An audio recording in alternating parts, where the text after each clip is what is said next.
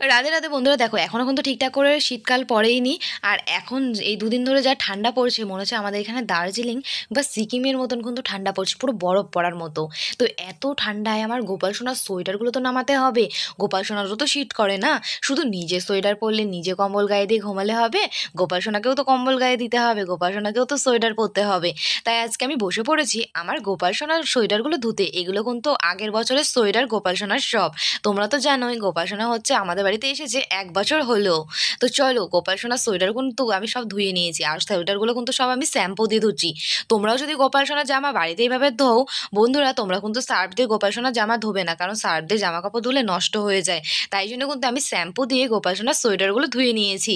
তো চলো এবার এই সোয়েটারগুলোকে মেলে দিতে হবে। তো গোপাল সোনার বালতিটাকে আগে আমি এখানটা ওর করে দিয়েছি, এটাতে সোয়েটারগুলো শুকিয়ে গেলে রাখতে হবে। তো দেখো আমাদের বাড়িতে সেরকম আলাদা কোনো দড়ি নেই যে গোপাল সোনার জামাগুলো আমি মেলবো। তাই জানলাটা সকালবেলা আমি মুছে নিয়েছিলাম, তো একে একে জানলার মধ্যে জামাগুলো আমি ঝুলিয়ে মেলে দিচ্ছি। কারণ দেখো দড়িতে যে জামা কাপড়গুলো মেলা হয় সেগুলো কিন্তু আমাদের পরা জামা কাপড়, তো সেখানে কিন্তু ভগবান শ্রীকৃষ্ণের জামা কাপড় মেলা একদমই উচিত নয়। তাই আমি এখানটাতে মেলে দিয়েছি। তো বন্ধুরা গোপাল সোনার এই সোয়েটারগুলো কতটা সুন্দর লাগছে, এই এতগুলো সোয়েটারের মধ্যে তোমাদের সব থেকে বেশি কোন সোয়েটারটা বেশি ভালো লেগেছে অবশ্যই কিন্তু তোমরা আমাকে কমেন্ট করে জানিও। যেতে যেতে কেউ কিন্তু রাধে রাধে বলতে ভুলো না। রাধে রাধে।